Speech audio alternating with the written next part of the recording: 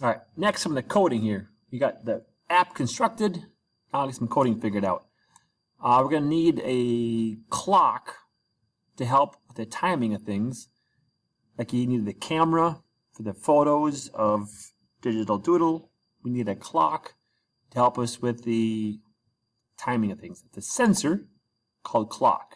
Click, drag, and drop the clock, and there it is. The clock is a non-invisible component. Okay. Some coding. Go to the blocks. I want to have, because I'm doing all things with numbers, need to be kept track of. Numbers are variables. I'm going to initialize a variable, and I'll call mine stopwatch time. And I want my stopwatch time to begin at 0. Okay. When I have the start button pressed, I want this to start. The stop button pressed, I want this to stop. Start and stop. Well, these buttons kind of act like think back to the coding class a couple years ago with Tinker. These are like broadcast and receive codes.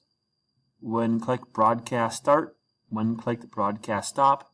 Same kind of concept. So the start button, when start button's clicked, it's going to broadcast something. The stop button, when it's clicked, it also broadcasts something. And they're going to broadcast some stuff about the clock. Okay? Oh, I forgot the clock. Here it is. Okay? The clock right now, I want it to always tick or always fire. That's good. I want it to be disabled so it won't start until I ask it to start. Right now, counting in 1,000 milliseconds is 1 second intervals. But I want to go to tenths of seconds. I can have a count in tenths. So count in a cadence of 100. Now let's code. So my clock. I want to have the clock to be enabled and disabled. So here it is, clock time enabled. So I'm going to have the clock time enabled, clock time enabled. And I want to have the clock enabled to be true, which means go, and false, which means stop. So now I push my buttons. This says clock true, clock false. Start the clock, stop the clock. Okay, so they broadcast to the clock. So now the clock, when it's called to do its thing, what's it going to do? So here's the clock's code. This is broadcast to the clock to do your thing, to do your thing. When the clock is actually called to go into action, it's going to take our clock time, and it kind of acts like that same way we built this for Count Me In. It sets the variable stopwatch time to a math equation. It's going to take whatever the current number is, and it's going to add 1 to it. But think of it like the clock's like a metronome.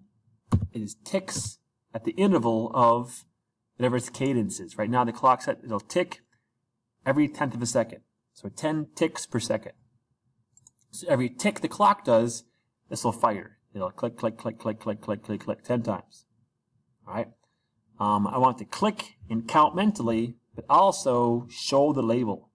So I want to have the label's text match whatever that is. Okay. So I push start. It says clock go. The clock is asked to go. It tick, tick, tick, tick, tick, ticks, and count, count, count, counts. Problem here is we're counting in tenths, adding by full seconds. This won't work. So you got to bring in that multiplier to bring in, there it is.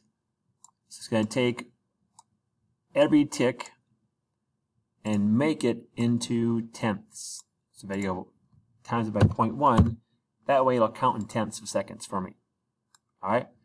So that's how the stopwatch will work. If I download it to my program and run it, stopwatch should be cooperating. But now we need the clear button to work. I can start it, I can stop it, I gotta really clear it. Here's my clear button. I'm gonna go a long click. That way I won't do an accidental click and have it ruin my whole program. I'm gonna scoot things down. So same way we had the clear button work for Count Me In. it's going to take whatever variable we're using. In this case, it's the stopwatch time.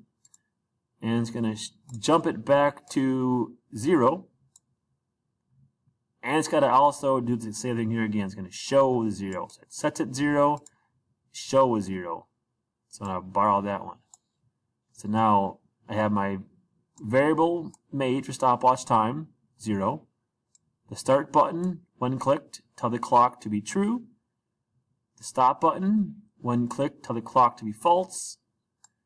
Clear button, the long click, takes my whatever time is, zeros it, shows 0, and then this is the actual count of the clock.